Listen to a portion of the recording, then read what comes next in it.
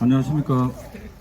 바쁘신 와중에도 불구하고 6.8 독도 미군 군 폭격기 어민 희생자 위령제에 참석해 주신 내외빈 여러분께 진심으로 감사드립니다. 오늘 사회를 맡은 더불어민주당 구미갑 사무국장 최한석입니다.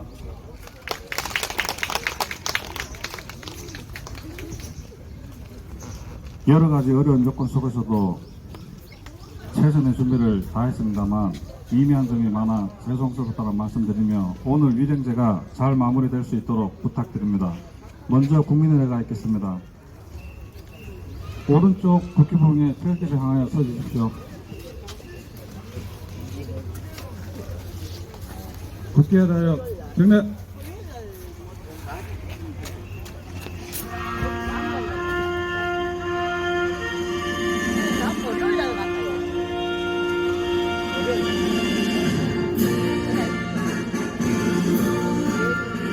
나는 자랑스러운 태극기 앞에 자유롭고 정의로운 대한민국의 무궁한 영광을 위하여 충성을 다할 것을 굳게 다짐합니다.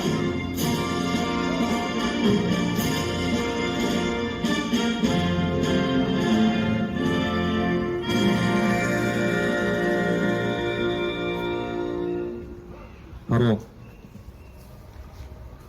다음은 6월 8일 미 공군 폭격기에 의한 어민 희생자 영령을 위한 묵념을 올리겠습니다. 일동 묵념.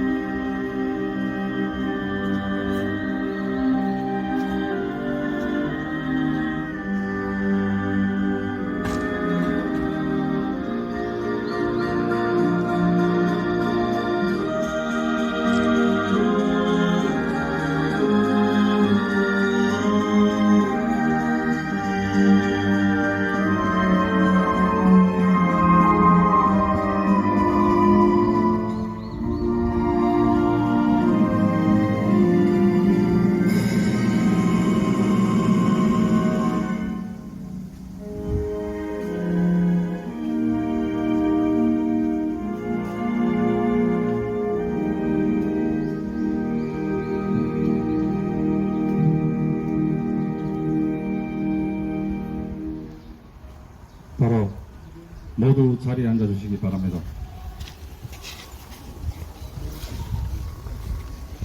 예, 경과보고를 신용화 의원님께서 해주시겠습니다.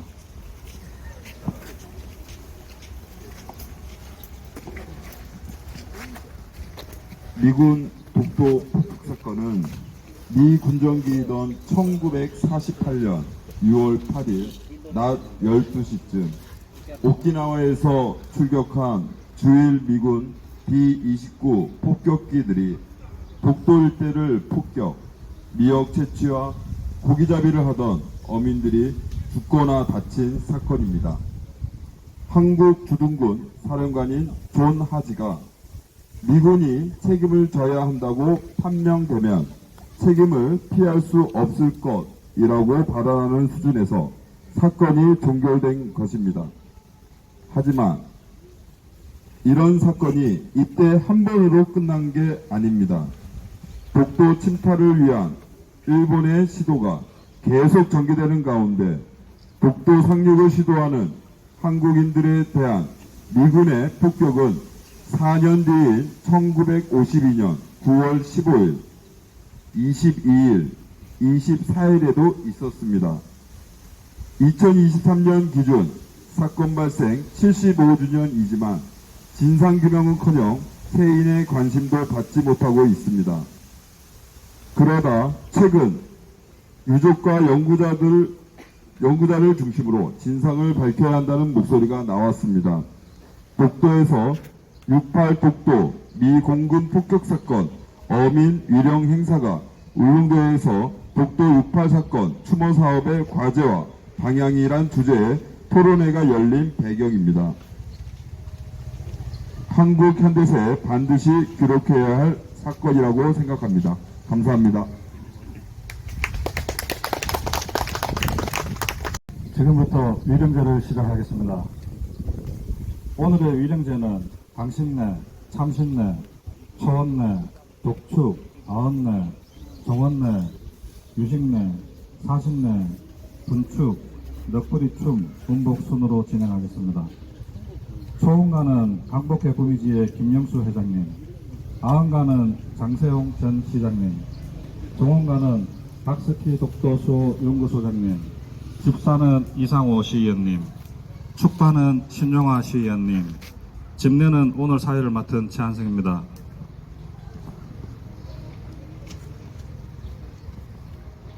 다음은 강신례입니다.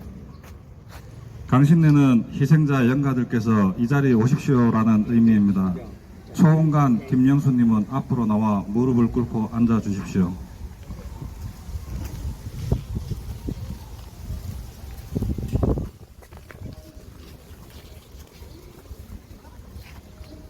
분향입니다.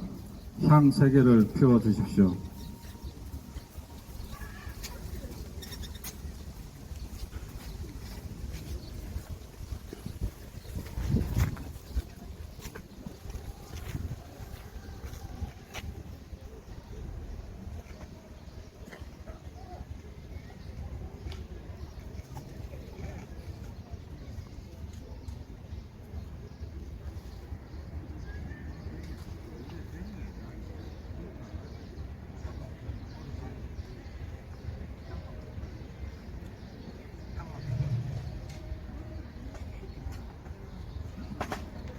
잔을 채워 잔을 올리십시오.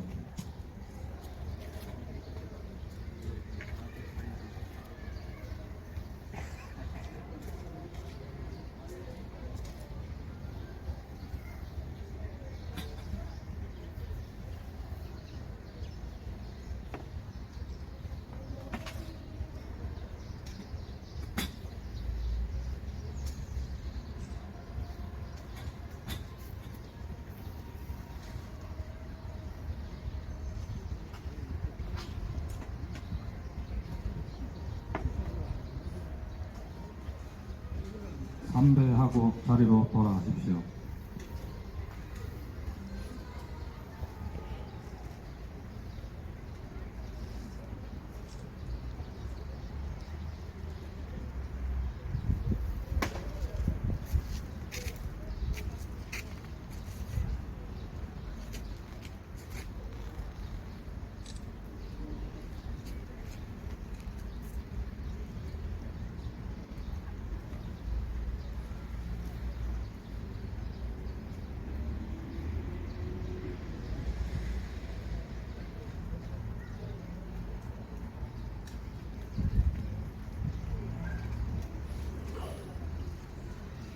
다음은 참신례입니다. 참신례는 영가분들에게 인사를 드리는 의미입니다. 모든 제가는 신의 앞에 서시고 삼배를 올리십시오.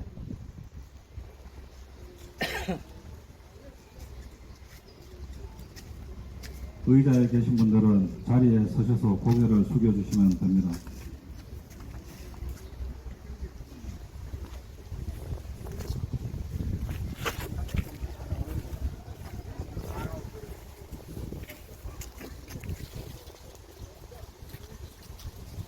삼배를 올리십시오.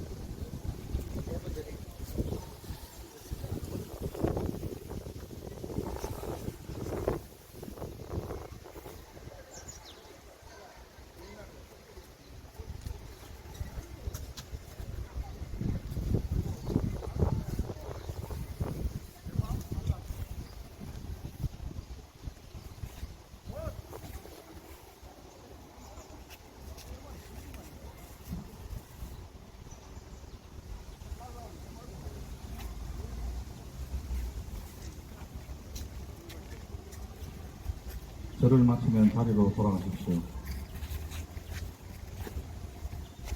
다음은 초원내입니다. 초원내는 영가분들에게 올리는 첫 잔을 말합니다. 초원가는 신이 앞에 꿇어 앉아 잔을 받아 올리십시오.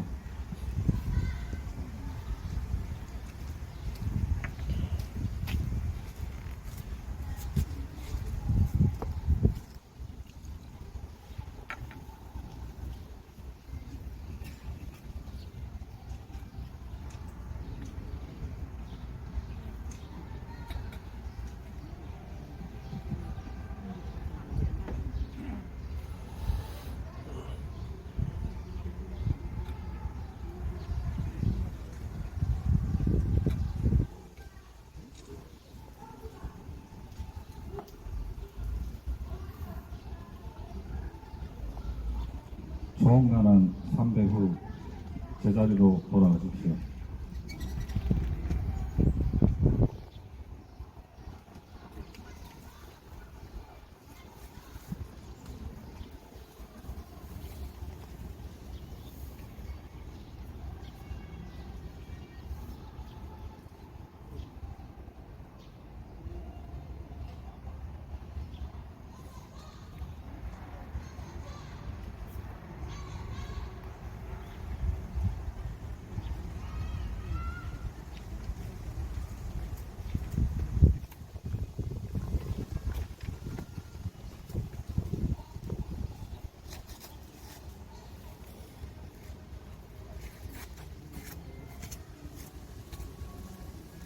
충문을 읽은 독특입니다. 신영환님께서 충문을 읽어 주시겠습니다. 충문 2023년 6월 8일 경상북도 구미시 노인종합사회복지관에서 독도 미공군 폭격 어민 희생자 영가전에 삼가 고합니다. 1948년 6월 8일 갑작스런 폭격으로 돌아가시던 날이 다시 돌아오니 안타깝고 슬픈 마음을 지울 수 없습니다. 이에 맑은 술과 여러 가지 음식을 준비하였으니 강림하시어 흠양하시옵소서.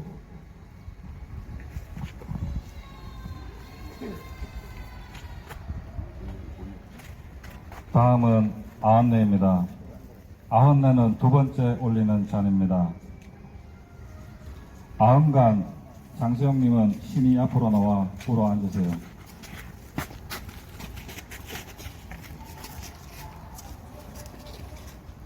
잔을 비우고 술을 받아 올리십시오.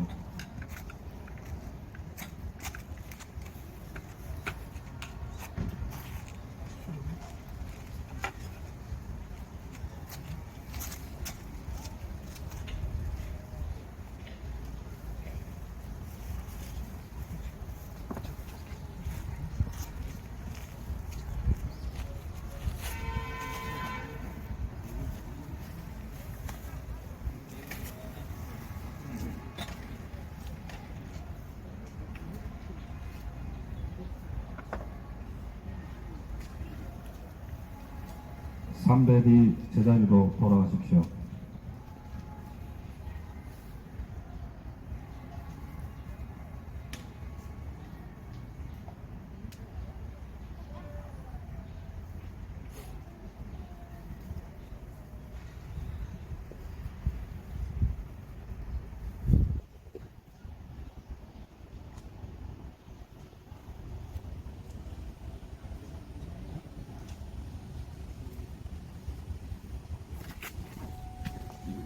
다음은 종원내입니다.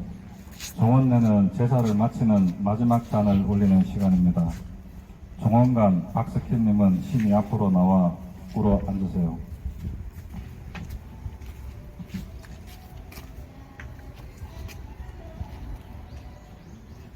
남신이 잔, 여신이 잔 순서로 잔을 비우고 술을 받아 올리십시오.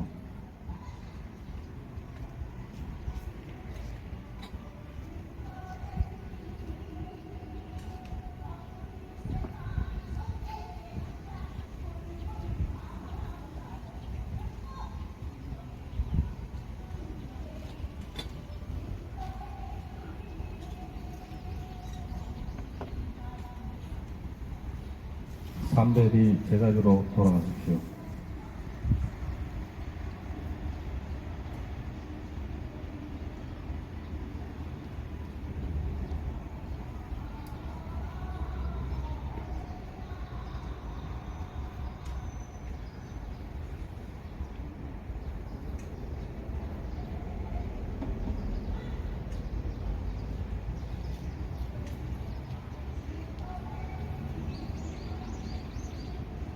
다음은 유례식입니다. 유식례는 영가분들에게 저희들이 준비한 음식을 드시라는 의미입니다. 초원관 김영수님은 신이 앞으로 나와 무릎 꿇으세요.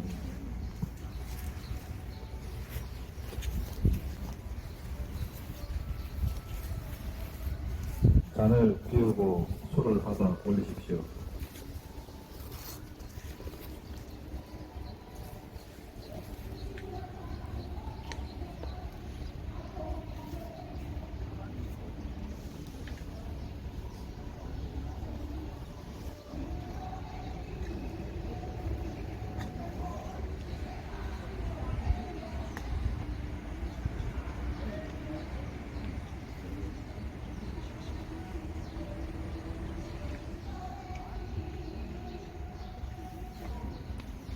집사는 접시 위에 젓가락을 바로 놓으십시오.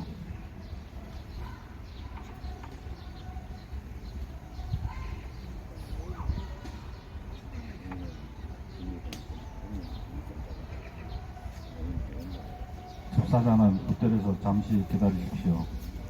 초원가는 삼배를 하고 모든 집사자는 자리로 돌아가시기 바랍니다.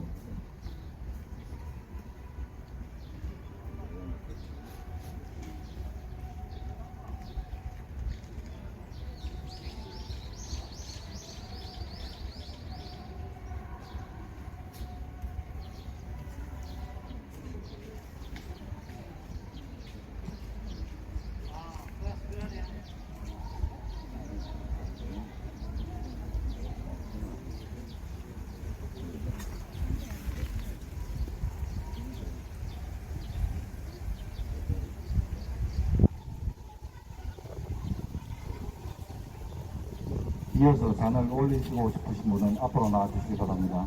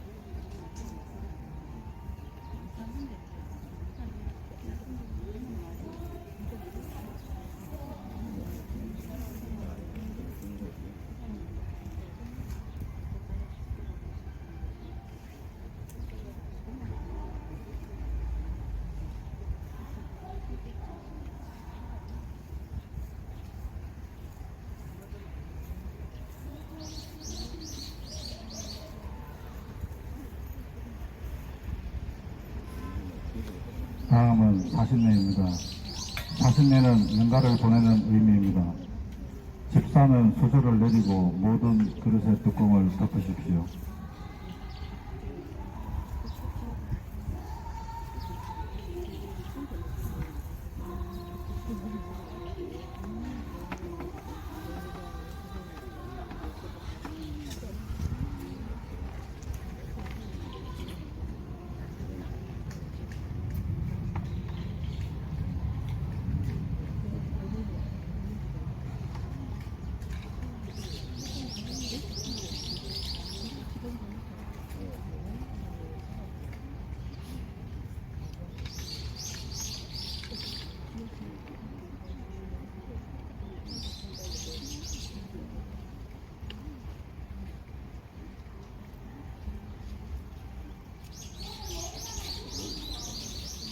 승강을 포함한 모든 축사자는 심의 앞에 서십시오.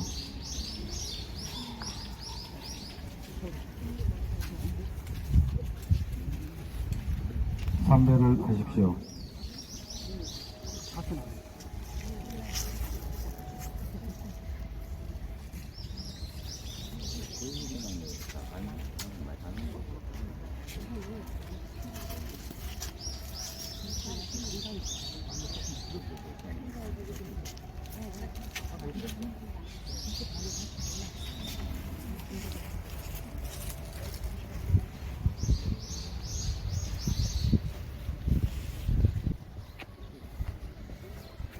모두 제자리로 돌아가십시오. 다음은 종교의식입니다. 마하부타사 주지 진호 스님이 올리겠습니다.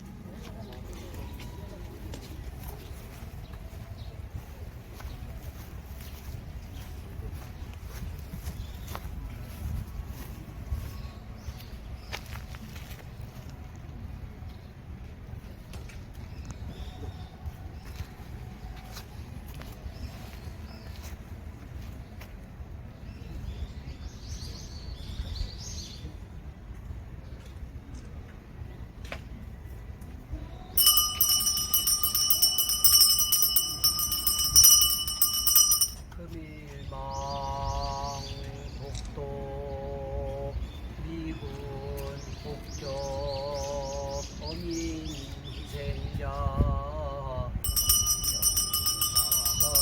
영사시 극락왕생 발언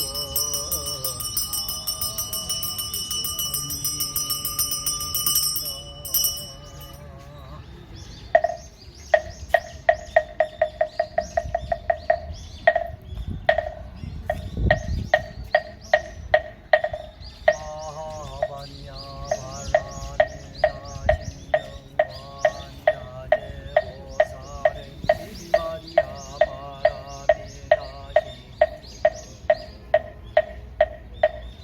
최고의 가리자 색구리 공공무리 색특시 공공격시 사신력 부여시 가리자 실제법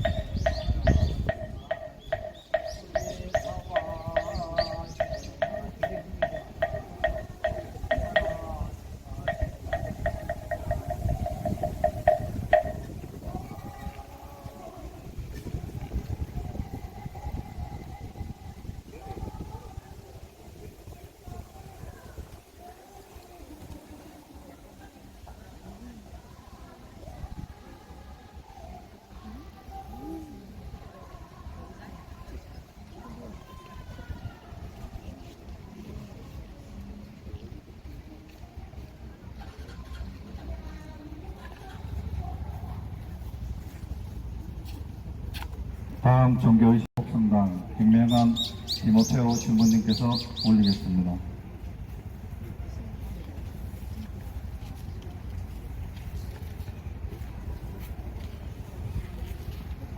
성부와 성자와 성령의 이름으로 아멘. 자비로우신 하나님 아버지 48년 6월 8일 미동군 폭격에 의하여 희생된 어민들을 위로하기 위하여 이 자리에 모였습니다.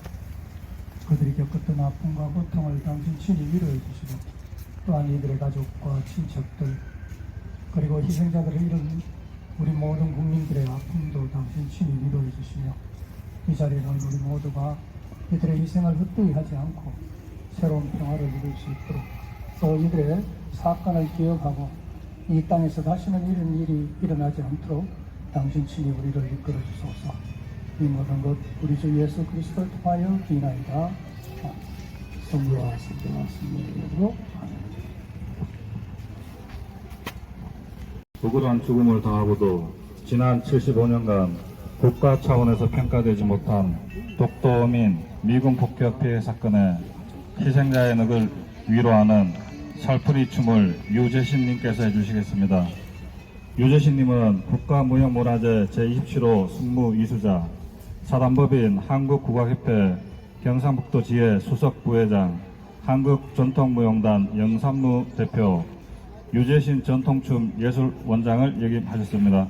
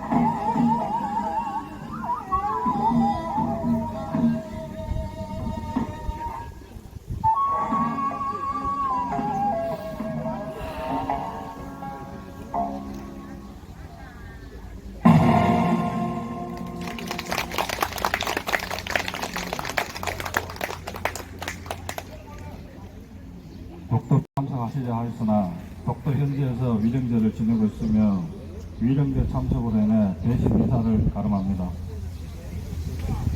이제 참석하신 모든 분들의 추모의 시간입니다. 서너 분씩 나오셔서 향과 헌달을 올려주시면 되겠습니다.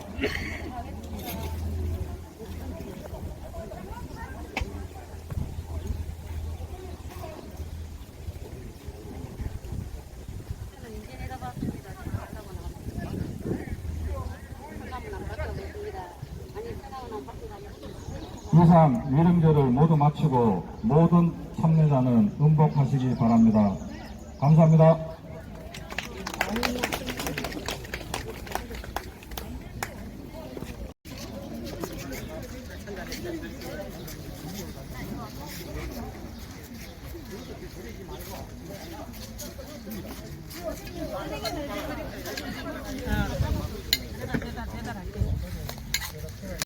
신상과 앞으로의 과제에 대해서 강연해 주실 한국복지사이버대학교 독도 학과장님 전충진 교수님을 모시겠습니다.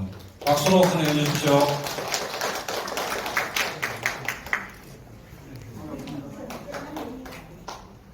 그리고 고맙습니다. 지금 제가 위에 올라가면 이게 물을 가지고 안 돼가지고 일단 밑에서 좀 하겠습니다. 이해해 주세요. 제가 여러분께 반갑다고 말씀을 드리는 것은 그렇습니다. 저하고 이렇게 인연을 맺은 게 반갑다는 말씀을 드리는 거고요.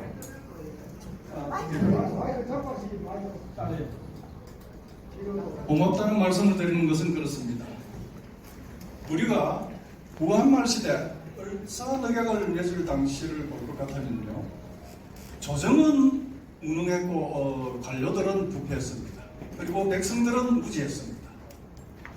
저는 당시의 상황을 독도에 비견해보곤 하는데요, 만일 이 시대 이정자들은 독도를 내서 외면하고 그리고 행정관료들은 눈치나 보고 우리 국민들은 밥벌이에만 급급하다면 과연 이 독도는 누가 지키겠습니까? 그래서 저는 오늘 귀한 시간을 내가지고 이렇게 독도에 대해서 알아보겠다고 와주신 여러분들께 깊이 감사하고 고맙다는 말씀을 드리는 것입니다. 인사드리겠습니다. 저는 2008년 9월부터 2009년 8월까지 1년간 독도에서 생활을 했습니다. 매일신문 독도 상주기자로 있었고요. 그 이후에 한국복지사이버대학 초대 학과장을 지냈고 경상북도 독도정책관실 연구팀장을 지냈습니다. 오늘은 제가 그동안 독도에 대해서 배우고 그리고 연구했던 부분을 가지고 특히 6.8 독도 폭격 사건을 중심으로 해서 여러분들과 이야기를 좀 나누고자 합니다. 자, 6.8 독도 폭격 사건을 이야기하기 이전에 과연 일본이 우리 동해를 어떻게 빼앗아 갔는지부터 먼저 한번 살펴보도록 하겠습니다. 지금 보시는 이 지도는 1850년대 만들어진 지도입니다. 지구 망국광도라고 해서 일본 에도 정부가, 에도에서 막부가 만들었던 공룡 지도인 것입니다. 이 지도를 보시면요, 우리 조선과 일본 사이의 바다를 이렇게 조선해로 표기해 두고 있습니다. 그리고 일본의 외해 동쪽 바다, 이곳을 대일본해라고 이렇게 표기를 하고 있습니다. 당시의 대부분 지도들은 이렇게 조선해나 동해로 표기를 하고 있었습니다. 자, 그러던 것이 1880년대에 들면서 보면 이 지도에서는 우리 동해를 이렇게 둘로 나눠 가지고 일본의 서쪽 바다를 일본해라고 하고 우리 조선해를 원산 앞바다 구석에다가 이렇게 몰아다 붙여놓고 있습니다. 왜 이런 일이 일어났을까요? 당시 일본도 우리 조선과 마찬가지로 세국 정책을 쓰고 있었습니다. 외국에 대해서 문을 열지 않았었죠. 그런데 1853년에 미국의 페리 제독이 흑선을 끌고 일본 에도만 우라가항으로 들어오게 됩니다. 그렇게 되면서 일본은 세계에 대해서 새롭게 눈을 뜨게 되는 것이죠. 그때까지 자기들이 일본의 대일본해라고 부르던 이 바깥쪽 바다가 미국 사람들은 태평양, 즉 패시픽이라고 부르더라 이겁니다. 그러다 보니까 일본해가 갈 곳이 없어져 버렸습니다. 그래서 일본해가 슬그머니 우리 동해를 밀고 들어오게 된 겁니다. 당시에 어떤 지도를 보면 이 대한해협에다가 일본해를 갖다 붙여준 것도 있고요. 더러는 이 남중국해에다가 일본해를 갖다 붙여준 것도 있습니다. 자, 그러던 것이 1805년부터는 우리 동해가 전격적으로 일본해로 바뀌어져 버립니다. 왜 이런 일이 일어났는가 하면요. 1805년 일본은 러시아와 전쟁을 치러가지고 너일전쟁에서 승리를 합니다. 너일전쟁 승리 후 일본은 간보를 통해서 모든 지도에 동해를 일본해로 표기하도록 지시를 내리게 됩니다. 그 이후로 동해는 일본해로 둔갑을 하게 되었습니다. 그 무렵 1919년에 국제수로회의의 전신인 국제수로국이라는 건 전 세계 해양국가들이 모여서 만든 국제기구가 탄생을 합니다. 이 국제기구에서 그야말로 전 세계 지도의 바탕이 되는, 기본이 되는 그런 지도 해도집을 만들고자 합니다. 그게 바로 S23이라는 해도집인데, 이 해도집을 만들 때 일본이 거기에다가 우리 동해를 일본해로 올려버립니다. 그러니까 우리 일제강점기 때니까 우리는 그런 사실조차도 모르고 있었습니다. 그래서 우리가 1957년에 IHO 세계 국제수로회의의 회원국으로 이렇게 가입을 하게 되는데, 가입을 하고 보니까 이 우리 동해가 일본해로 되어 있더라는 겁니다. 그래서 우리가 공식적으로 IHO에 일본해와 동해를 같이 써달라고 요청을 하게 됩니다. 그런데 일본은 극구 반대를 했습니다. 그 반대 때문에 이 개정판을 내어야 되는데, 국제수로회의에서 S23이라는 해도집 개정판을 내야 되는데 일본이 반대를 함으로 우리가 변기를 해달라고 함으로 해서 계속해서 1977년부터 내지를 못하고 2020년까지 그게 미뤄져 왔습니다. 2020년 같으면 3년 전입니다. 3년 전에 무슨 일이 있었나 하면 여러분들도 다 아시다시피 코로나 시대, 팬데믹 시대가 왔습니다. 해서 그때 모여가지고 국제회의를 할 수가 없었습니다. 그래서 인터넷으로 전 세계 IHO 회원국들이 화상회의를 열게 되었습니다. 그 회의에서 앞으로 종이 지도는 필요가 없다. 이 시대에 맞게 디지털 지도를 만들자라고 그렇게 결의를 합니다. S23을 없애고 S103이라는 걸 만들자. 그런데 이 디지털 해도집에서는 각 지역의 이름을 빼기로 하자. 대신 기호로 전부 대체한다. 예를 들어 태평양 같으면 P3, P5 이런 식으로 기호로 전부 바꿔버립니다. 자, 그러니까 해도집은 전부 이제 기호로 통용되게 되었습니다.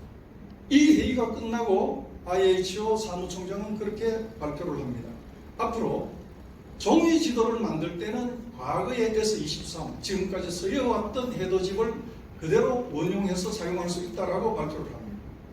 그렇게 함으로 해서 전 세계 지도, 종이 지도에서는 두 번 다시 우리 동해를 찾아볼 수 없게 되어버렸습니다. 모든 나라에서 만드는 지도의 기본이 바로 S23 이걸 바탕으로 해서 만들기 때문에 여기에 일본해로 표기되어 있음으로 해서 우리 동해는 앞으로 영원히 지구상에서 사라져버리게 되었습니다. 그게 3년 전의 일이었습니다. 우리가 지금까지 잃어버린 동해의 이름 하나 찾는데도 이렇게 힘이 들었습니다. 찾지도 못했습니다. 영원히 잃어버리고 말았는데, 만약에 독도에 대해서 이런 훼손이 생긴다면 과연 어떻게 될까, 저는 생각만 해도 아찔한 일이라고 그렇게 느낍니다. 자, 이와 관련해가지고 그럼 6.8 폭격 사건이 어땠는지, 앞에서 저희가 마당에서 방금 전에 이령제를 올렸습니다. 그 이령제의 의미가 뭐고 왜 이령제를 올려야 됐는지 여러분들께 상세하게 좀 더 말씀을 드리고자 합니다.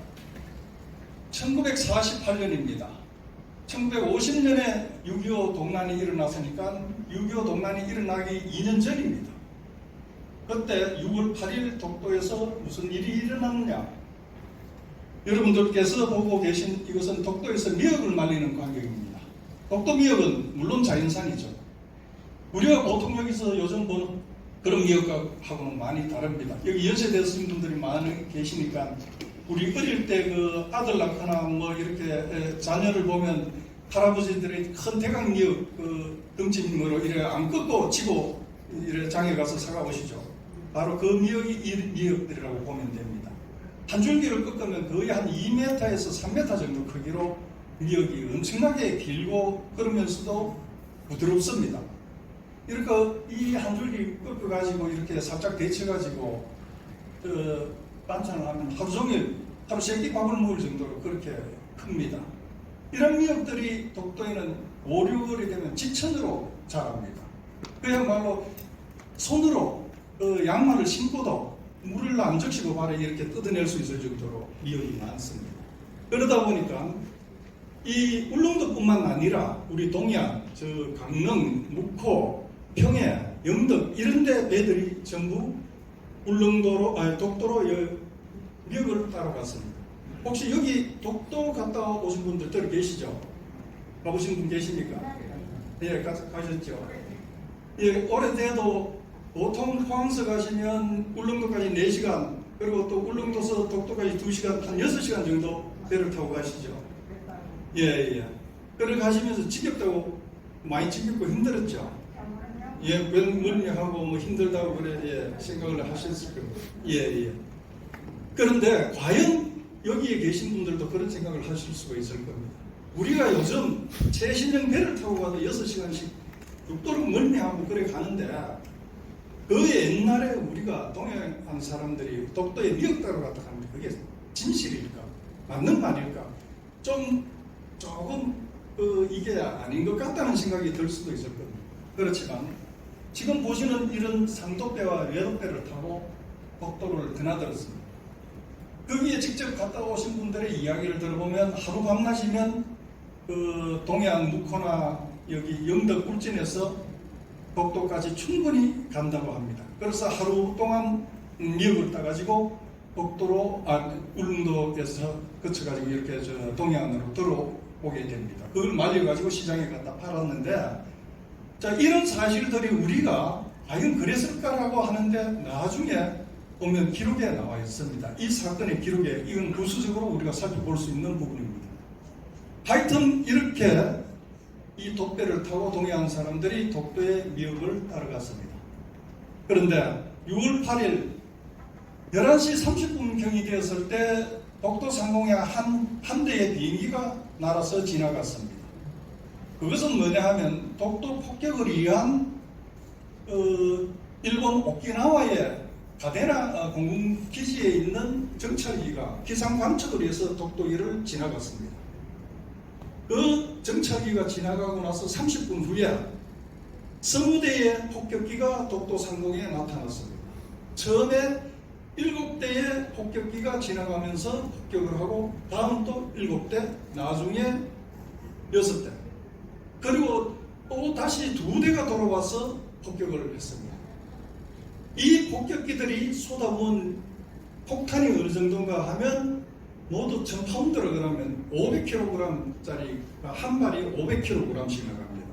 우리 1톤 트럭을 생각해 보면 어느 정도인지 아시겠죠? 1톤 트럭의 절반 정도 되는 이런 폭탄을 76발을 독도 상공에서 어선들이 미역을 따고 있는 어선들을 향해서 쏟아 부어버렸던 겁니다. 그러다 보니까 폭격을 하니까 미역을 따던 어부들이 전부 바닷물로 뛰어들어가 숨거나 그러지 못한 사람들은 거기에서 폭탄을 맞아서 절명을 하게 됩니다. 당시에 이 사건은 폭격이 있고 나서 그야말로 구사일생으로 살아서 울릉도로 도망쳐온 그런 사람들, 생존자들이 경찰에다가 신고합니다. 와서 경찰에 신고하니까 마침 그때 서울에 있는 기자들이 울릉도를 시찰을 와가지고 있었습니다. 그래서 이제 기자들이 이 사실을 알고 곧바로 본사로 연락을 해가지고 이게 전국 신문으로 알려져가지고 이게 이제 밝혀지게 됩니다. 미국 뉴욕 타임즈조차도 이 사건을 크게 다루기도 했습니다. 그때 당시에 우리 언론에 나왔던 피해를 볼 것 같으면 인명피해는 사망 실종이 14명이고 그리고 중경상이 6명이라고 했습니다. 그리고 물적 피해로는 이제 배들이죠. 기범선 전기로 가거나 여기에 이제 돛배를 달아가지고 가는 기범선이나 발동선이 5척이고 앞에서 보신 범선 돛담배입니다. 그게 9척이 부서졌습니다. 이건 이제 배상했던 기준으로 이렇게 언론에서 발표가 되고 있는데 이거는 사실과는 상당히 거리가 멀다고 다들 이야기를 하고 있습니다. 당시에 미군정하다 보니까 이런 것들이 정확하게 진상규명이 되지 않고 이렇게 의무적 넘어가게 됩니다. 이 사건이 나고 일주일 정도 지나고 나서 곧바로 미군에서는 피해 보상에 들어가게 됩니다. 당시 피해 보상에 참여했던 사람의 이야기를 들어보면 울릉도 도동항에 군용선이 한 척 왔다고 합니다. 왔는데 그 군용선에는 미군 간부와 우리나라 관리가 같이 동승해가지고 경비원을 데리고 총을 가진 경비원을 데리고 이렇게 도동항에 왔다가 와가지고 유족 중에 대표 한 사람만 배로 올라오라고 그러더라고요. 이제 사망한 사람의 유족 중에 대표 한 사람 올라오면 그렇게 올라가니까 봉투에 돈을 주는데 이것이 사망 배상금이다라고 이렇게 주더랍니다. 그래서 그것을 보고 안에서 우리는 이게 너무 작아서 인정할 수 없다, 못 받겠다 이렇게 항의를 하면 돈을 몇 번 더 넣어주고 그냥 아무 말 안 하고 받아 나오는 사람은 그걸로 끝이었다. 그러다 보니까 어떤 사람은 6만 원을 받고 어떤 사람은 40만 원을 받는 이런 해괴한 일이 벌어지게 된 겁니다. 그것도 14명의 언론에 나와 있는 14명의 사망자 중에 2사람은 유족을 찾지 못했다 해서 지급을 안 합니다. 그리고 이제 중형상을 입은 사람은 총 19만 9,500원을 지급을 하는데 6명 중에 경상자 3명은 제외해버리고 3명에 대해서만 이렇게 배상을 19만 9천 원 정도를 이렇게 하고 맙니다. 그리고 선박 피해도 전부 다 506만 원을 했는데 이 선박은 18척이라고 이렇게 이야기를 하고 있습니다만 배상을 받은 사람은 극히 드물었습니다. 이 사람들도 역시 마찬가지로 배에 올라가니까 선박 침몰한 선박 배상금이라면서 봉투를 주는데 보니까 돈이 그게 몇천 원씩 이렇게 들어있더랍니다. 그래서 우리는 이 돈으로는 절대 인정을 못한다, 못 받는다. 배가 한 척 깔아놓고 없어졌는데 어떻게 돈 몇천을 받느냐 이렇게 이제 항의를 하니까 이 경비원들이 총대를 가슴팍에 들이밀면서 내려가라고 밀어냈다. 그렇게 해서 배를 잃어버리고도 돈을 한 푼도 못 받은 사람들이 많았습니다. 이게 이 당시에 이 피해 보상과 그런 어떤 억울한 시대의 일이었습니다. 자, 그런데 이게 이제 왜 큰 문제가 되는가 하면요. 여러 가지 의혹들이 있습니다. 첫째, 피해 규모입니다. 이게 미군에서 발표한 규모인데, 선박이 전부 조업 선박이 50척이 있었다. 그 중에 2-3척만 귀환했고, 나머지는 전부 따라앉았다라고 이렇게 미군들이 자기들이 발표를 했습니다. 했고 그 당시에 이게 일주일 만에 나온 발표인데 실종자하고 사망자는 미확인 상태다. 아직 정확한 집계를 못 냈다라고 이야기했습니다. 그런데 이게 미국 기밀문서 보관소 자료에 볼 것 같으면요. 폭격 사건이 있은 지 그러니까 5일 후죠. 6월 13일자로 작성된 그 자료에 보면 사망 실종이 30명이라고 이야기합니다. 적혀 있습니다. 침몰 선박이 80척이라고 자기들 자료에 적혀 있습니다. 미국의 지리교사인데요. 너버머라는 분이 있습니다. 젊은 친구인데 이 친구가 이 독도 폭격 사건을 알고 한국인들이 당한 이 너무 황당하고 억울한 일에 대해서 참 너무했다라는 생각에 자기 사비를 들여가지고 미국에서 자료를 찾고 그리고 기밀보관소에 가가지고 문서보관소에 가가지고 이걸 찾아가지고 저희들한테 제공을 해줬습니다. 지금 우리 KBS에서 저하고 이 사건을 진행해가면서 유족 찾기도 하고 이 진상규명을 하면서 지금 동북아 역사재단 독도연구소 홍성근 소장이라고 있습니다. 그분이 미국 기밀보관소에 갔더니만 우리 한국 사람한테는 이것을 열람시켜 보여주질 않습니다. 그래서 결국 확인을 못하고 KBS하고 가가지고 돌아오고 말았습니다. 자, 그런 정도로 이게 어느 정도의 피해 규모인지도 아직 밝혀지지 않고 있습니다. 그리고 한참 후입니다만은 1995년에 울릉도에 본부를 둔 푸른 울릉독도 각국이에요. 바로 이 6.8 독도 폭격 사건에 대해서 가장 크게 관심을 가지고 활동을 하고 있는 단체입니다. 이 단체가 서울 외국어 대학하고 한국 외국어 대학하고 이 사건에 대해서 조사를 했는데 그때 사망, 실종 그리고 부상자들이 최소 150에서 300명 정도, 320명 정도가 됐다고 그렇게 자기들 조사 결과를 발표했습니다. 그리고 피해 선박은 약 80여 척이었다고 그렇게 자기들은 조사 결과를 내놨습니다. 그러니까 아직까지도 여기에서 어느 정도 피해가 있었는지 정확하게 아무도 모르고 있는 그런 상황입니다. 당시에 그런 이야기만 가지고 이렇게 이야기를 할 뿐이지 이게 지금 진실이 묻혀버린 이런 사건이 되어 있는 겁니다. 그리고 비행 고도의 문제입니다. 이게 왜 이제 중요하냐 하면 미군처럼 7,000m 상공에서 폭격을 했다. 거기 연습장이니까 그렇게 했다라고 주장을 하는데 여기에서 살아남은 사람들 이야기를 들어보면 비행기가 1,000m에서 폭격을 했다고 그럽니다. 왜 이게 중요하냐면 7,000m 같으면 밑에 어선이 있는지 사람이 있는지 못 볼 수가 있습니다. 그렇지만 1,000m 같으면 충분히 배와 사람을 볼 수가 있습니다. 사람이 그러니까 일을 하고 있고 거기에 있다는 걸 알면서도 폭격을 했다면 이거는 집단 살인 행위입니다. 이게 굉장히 중요한 사실이 됩니다. 그런데 미군은 7,000m에서 폭격을 했다라고 이제 이렇게 이야기를 하고 또 기총소사가 있습니다. 뭐냐면 비행기에서 총을 가지고 배에 있는 사람들을 향해서 쏘았느냐 안 쏘았느냐 이제 이 문제입니다.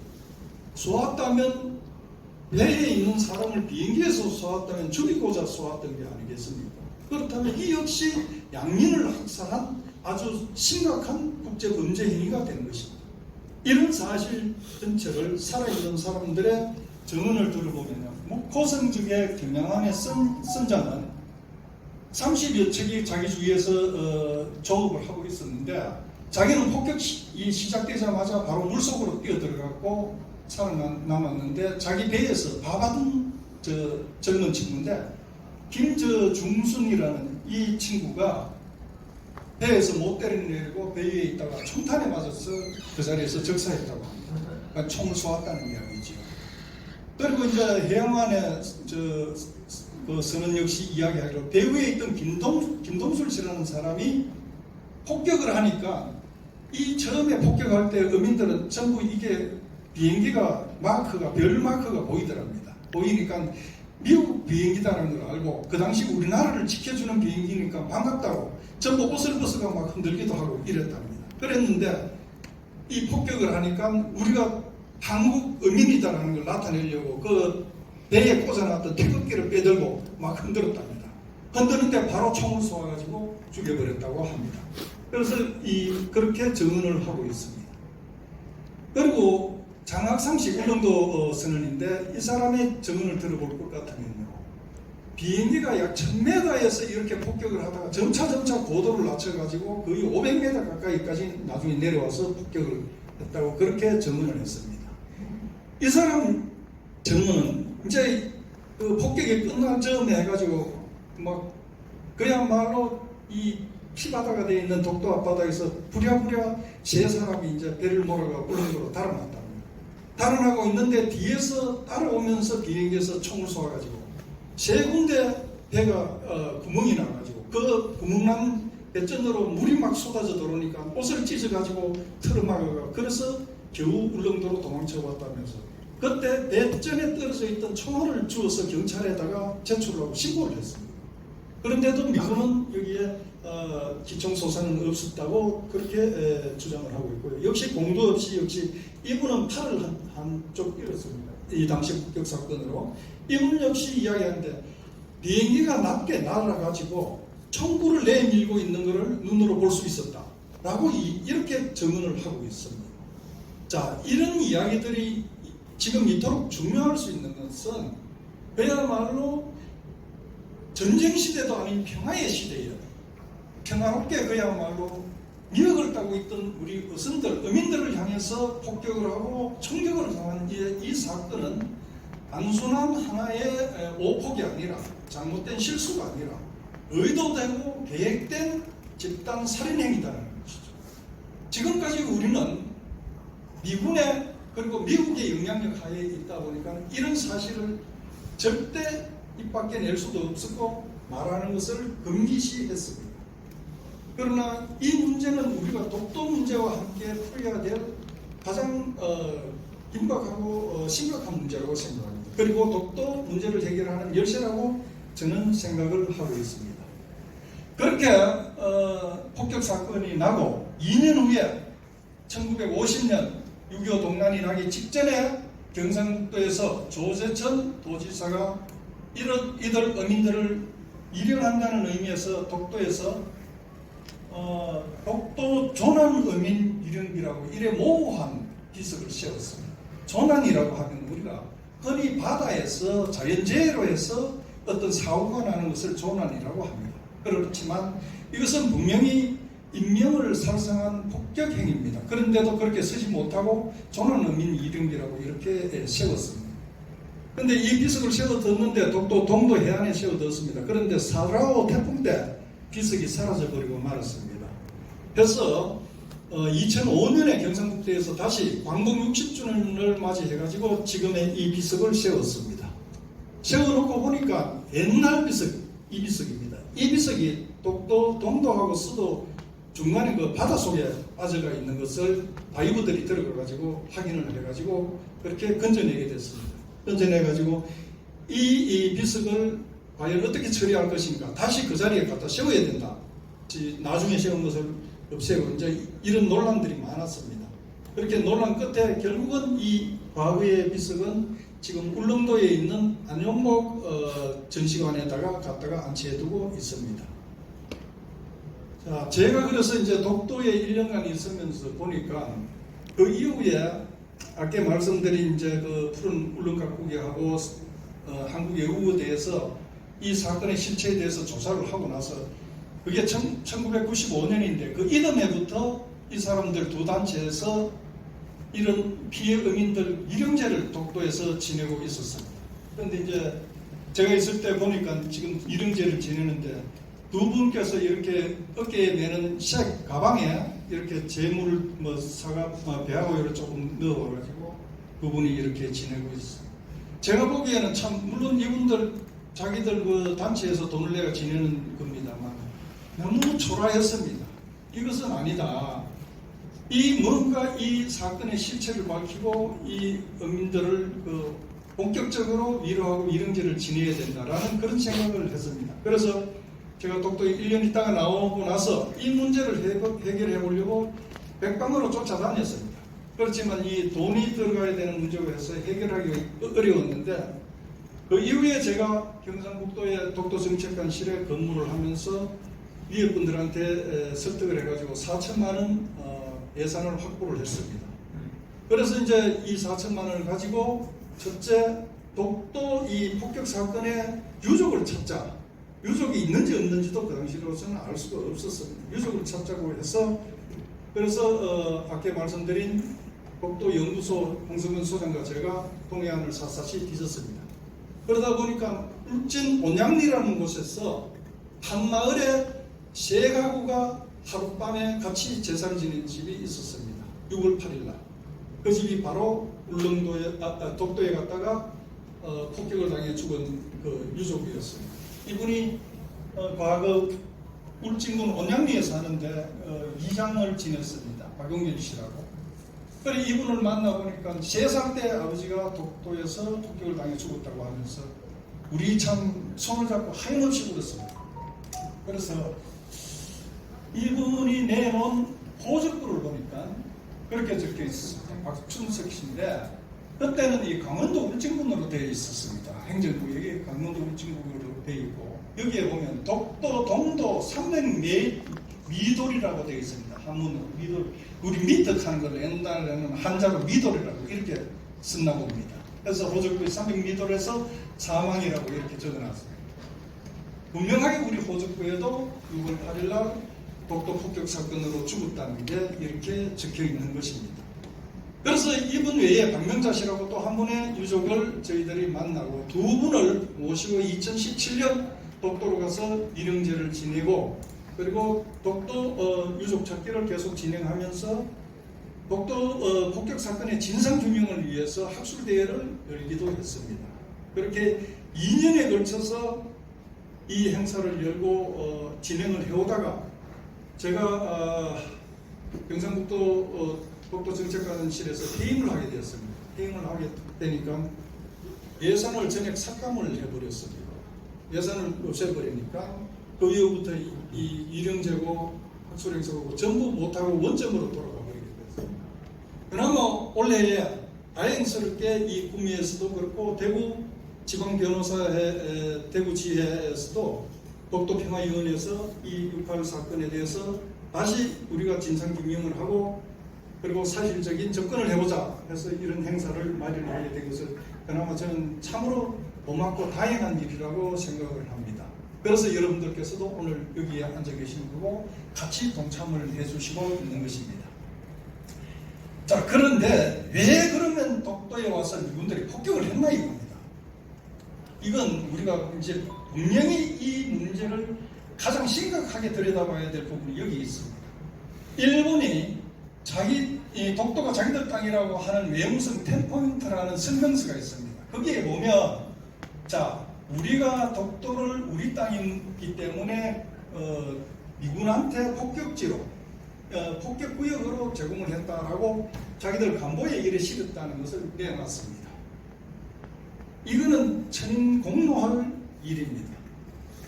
남의 땅을 가지고 이게 내 땅이니까 너가 여기 와가지고 농사 지은 거라 예를 들어 이게 있을 수 있는 이야기입니까? 여기에다가 너희들 와가지고 뭐 사업장을 하든지 뭘 하든지 해라고 줬단 말이야. 우리는 그런 사실을 가마득히 모르죠. 그렇게 해서 우리 어민들은 여기 가가지고 느닷없이 미군이 쏟아붓는 폭탄에 이렇게 희생을 당하게 된 겁니다. 그래서 제 이야기의 요점은 어떤 인물들이 어떤 경위를 통해서 독도를 자기 땅이라고 하고 미군에게 이 거짓 정보를 흘려서 우리 무고한 국민을 죽도록 만들었냐. 이 문제를 지금도 우리가 밝혀내야 한다는 거예요. 이게 국제형사범이라고 하는데 국제형사범죄는 유효 시한이 없습니다. 시효가 없습니다. 그렇기 때문에 이 문제에 대해서 우리가 국가적으로 밝혀내가지고 일본이 이 사실을 제공해준 당사자들을 밝혀내고 그리고 그네들의 처벌을 우리가 하도록 하고 국제형사사법재판소에 제소를 해야 됩니다. 해가지고 처벌을 받도록 하고 또 일본의 사죄를 받고 여기 일본의 그릇된 정보를 받아들이고 폭격한 미국의 사죄를 받아야 됩니다. 그렇게 해서 독도가 대한민국 영토라는 것을 전 세계에 확실하게 만들어야 되고 일본이 독도에 대해서 너무 놓지 못하도록 그렇게 해야 된다는 게 저희들이 이 행사를 하고 6.8 독도 사건이 갖는 가장 큰 핵심적인 문제라고 그렇게 보시면 되겠습니다. 그렇게 이해를 해주시면 고맙겠습니다. 자, 그 당시에 왜 이것을 우리가 그렇게 이해할 수 있느냐 하면요. 1952년에 일본 중의원 외무위에서 그 시마네 현입니다. 우리 독도와 가장 가까운 현인데 거기에 중의원 야마모토 도시나가라는 중의원이 그렇게 물었습니다. 이 독도를 미군의 폭격장으로 이렇게 제공하는데 이게 내무성이 아니고 외무성에서 이것을 주장을 했다고 하는데 그게 사실이냐? 그렇게 주는 데는 이 독도를 미군의 폭격장으로 중을 해가지고 우리 땅에 있는 걸 인정받을 수 있다. 이런 사실 때문에 준 게 맞느냐? 그러니까 이 정부 차관이 그렇게 답변을 합니다. 대체로 그런 발상에서 다양하게 추진을 했다라고 이렇게 발상을 했다고 그렇게 답변을 합니다. 그러니까 독도를 자기네 땅으로 만들고 굳히기 위해서 이렇게 연습장으로 지정을 했다는 겁니다. 자, 그런데 사건이 나고 금방 일주일 이내에 우리나라에 주둔하고 있는 윌리엄 빈 정무장관은 그렇게 하지 중장에게 공문을 보냅니다. 이 독도 니앙크르라고 외국인들은 불렀습니다. 독도 근처는 한국 어부들이 이용할 수 있는 가장 좋은 고기잡이 지역이다. 여기는 그들 가족의 생계에 중요한 원천이 되고 있다. 이 지역을 한국 어부들이 이용해야 하는 것은 매우 바람직한 일입니다라고 이렇게 윌리엄 빈 소장이 공문을 내보냅니다. 내보내니까 이것을 받고 하지 중장이 당신의 의견에 공감을 표합니다. 그 지역은 한국 어부들이 여러 행위를 해야 하는 중요한 지역임을 인정합니다라는 공문을 다시 내려보냅니다. 그럼에도 1953년 3월 5일이 되었어야 이 미군 폭격지 지정이 해제가 됩니다. 그 사이에 어떻게 그렇게 또 긴 시간 동안 이게 계속 지정이 해제가 미뤄질 수 있었던지 이 부분도 우리가 다시 확인을 해봐야 될 부분이라고 생각합니다. 그래서 저는 이 사건 독도 폭격 사건의 진상을 규명하고 앞에서 말씀드린 대로 일본과 미국의 어떤 짬짬이로 해서 이 불량국으로 지정됐는지 그 경위를 밝히고 또 미국과 일본의 반일륜적 행위를 그야말로 국제사회에 알려가지고 책임을 규명하고 그리고 미국으로 하여금 일본이 독도를 넘보지 못하도록 하는 지렛대 역할을 해야 된다. 이 사건이 바로 그 핵심이 된다라고 저는 생각을 합니다. 그래서 오늘 여러분들께서 이 독도 6.18 사건이 그냥 한 번의 폭격의 문제가 아니라 독도의 전체를 아우를 수 있는 중요한 사건이라는 걸 아시고 여러분들 잘 아실 겁니다. 6.25 동남 때 생겼던 중국 옥천에서 생긴 노건리 사건, 그 옥천 산굴다리 아래에 피난해 있던 피난민들을 미군 폭격기가 폭격해서 다수의 어린이와 부녀자들이 사망한 사건입니다. 이것은 6.25 동남 중에 있었던 사건인데 여기에 대해서 미군의 오폭에 대해서 책임을 지라고 우리 정부가 전 민간단체에서 요구를 하고 있습니다. 그럼에도 앞에서도 누누이 말씀드렸지만 평화시에 생긴 이 사건에 대해서 우리가 입을 닫고 있어서는 안 될 걸로 생각합니다.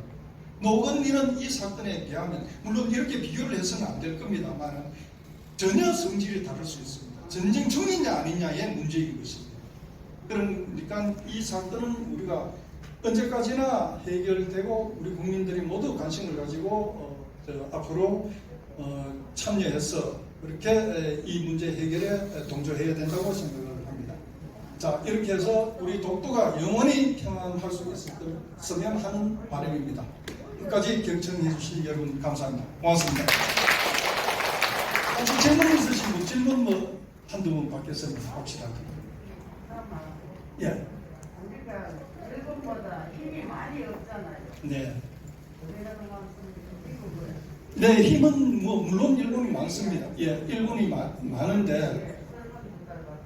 네, 그 이제 힘은 많은데 이건 힘의 문제가 아니고 국제 사회에 있어서 평등과 정의의 문제라고 보시면 됩니다. 이건 힘의 있고 없고의 문제와는 별개의 문제입니다. 물론 힘이 있으면 더 유리할 수 있지만 그럴수록 우리가 더 국민적 역량을 결집해가지고 모아가지고 여기에 대응을 해야 된다고 지금 세월이 갈수록 독도가 사실 점점 안 좋아지고 있다고 저는 그렇게 판단을 합니다. 10년 전에 비해서도 지금 안 좋다는 게 지금 10년 전만 해도 일본의 초등학생들은 독도가 있는지를 잘 몰랐습니다. 한 15% 20% 애들만 독도 이름을 알았지.